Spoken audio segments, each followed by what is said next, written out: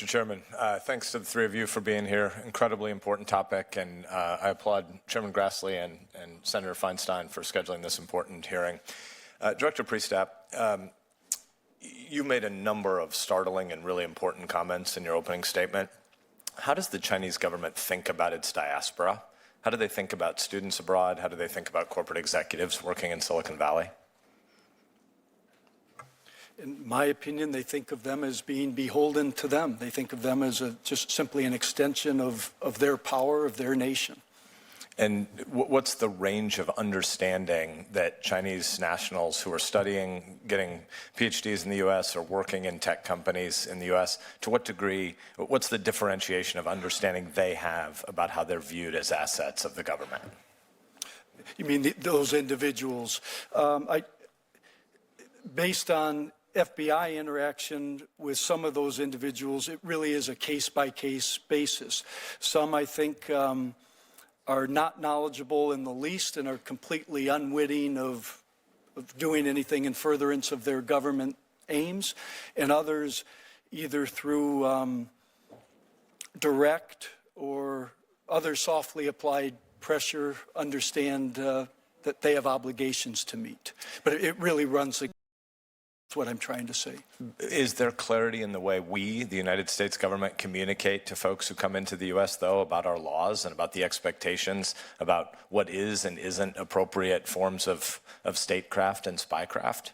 No, I think that's a great question, and in my experience, there doesn't seem to be consistency, and frankly, it's something I think we could do a much better job of, especially in regards to universities and other research institutions, standards of research. What is acceptable behavior and what is not? Is that spelled out for all of the people studying and conducting the research so that people know from day one what is right and what is wrong, and that there will be consequences if they cross that line.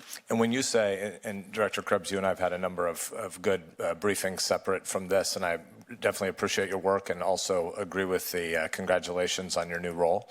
But when we say that there's coordination, but there's not a coordinator, who would be responsible for what Director Priestap just said? Like, who in the U.S. government is responsible for thinking through this issue of strategic communications with Chinese nationals who come to the U.S., many of them not intending to break laws, but ultimately having pressure on them to break our laws and to be involved in corporate and economic espionage? And who in the U.S. government is communicating with the tech companies about the hiring they're doing? Who is communicating with the universities about the often nefarious effects of the Confucius Institutes? Where does that responsibility reside in the U.S. government? So I see those as counterintelligence and law enforcement roles and responsibilities, that there's a substantial amount of coordination that happens through the National Security Council, led in part by the Director of FBI and the Director of National Intelligence. Now, my job as principally cybersecurity and risk management is to carry the message that they develop and then push it out through our public-private partnerships, whether it's with industry or with academia. Thanks. Director. I'm sorry, Senator, if I may, because I think it's just an absolutely critical question. And what I'm seeing, not just across government, but across business, across academia, what have you, again, there are pockets of great understanding of the threat we're facing and effective responses. But in my opinion, we've got to knit that together better.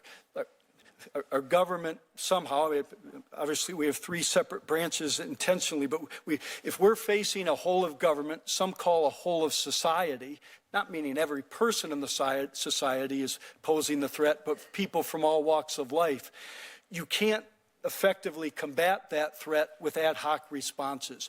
We need more people in government, more people in business, more people in academia pulling in the same direction to combat this threat effectively.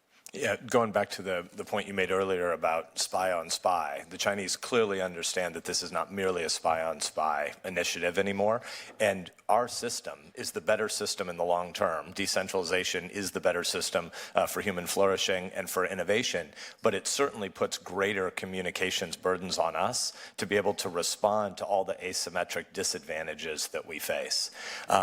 Is there anything we can learn from the Five Eyes partners that we have about how they respond to these kinds of strategic threats.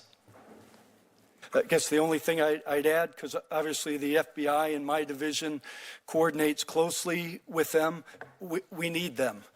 If we think we've got a threat today and people are trying to steal things today, what we have to understand is if they can't get it from the U.S., you go to the place where, somewhere else you can get it. In other words, you look for the soft underbelly.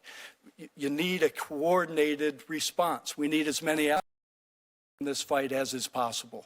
I'm at time, so General Demers, I'll just flag for you that I'm going to send you a letter following up on some of the important comments you made about the intention of the department to continue the China initiative from the Chinese Espionage Act and to ask some questions about how many cases we're currently pursuing. So thanks for your work.